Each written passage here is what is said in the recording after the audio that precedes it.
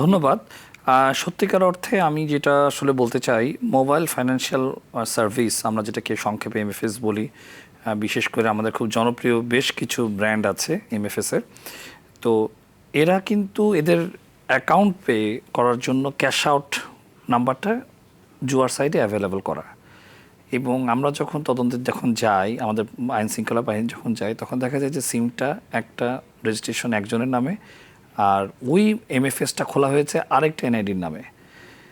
এবং অনেকগুলো interesting issue, তফসিলভুক্ত ব্যাংকেও অনেক সুনির্দিষ্ট ভুয়া অ্যাকাউন্ট কিন্তু আছে, যে অ্যাকাউন্টে তারা টাকাগুলো লোপাট করছে।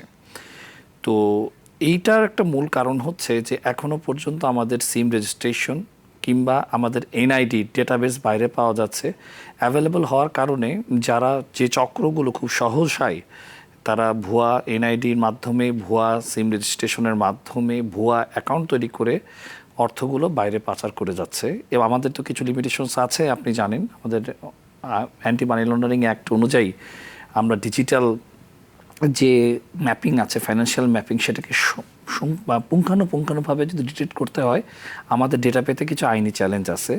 বাংলাদেশ ব্যাংকের কিছু, কেন্দ্রীয় ব্যাংকের কিছু রুলস অ্যান্ড রেগুলেশনস আছে। শুধুমাত্র জিডির বেসিসে এখন কিন্তু একটি সাব ইন্সপেক্টর কোনো একটা সুনির্দিষ্ট ব্যাংকের তথ্য পাবে না, প্রাইভেসির একটা বেড়াজাল রয়েছে আইনে।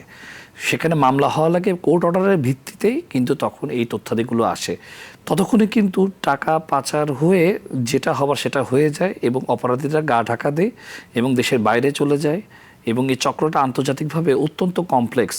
আরও গভীরভাবে যদি যায়, তাহলে দেখা যায় যে এখানে আমাদের প্রশাসনেরও কিন্তু অনেক উচ্চ পর্যায়ে কর্মকর্তারা প্রত্যক্ষভাবে জড়িত থেকে যায়। এই চ্যালেঞ্জগুলো কিন্তু থাকে।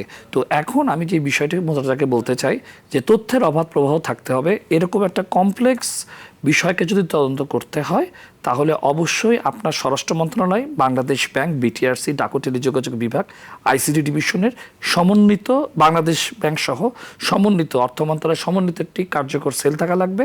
যে কার্যকর সেলের ওপেন সোর্স ইন্টেলিজেন্স সফটওয়্যার থাকবে এবং ডার্ক নেট মনিটরিং থাকবে।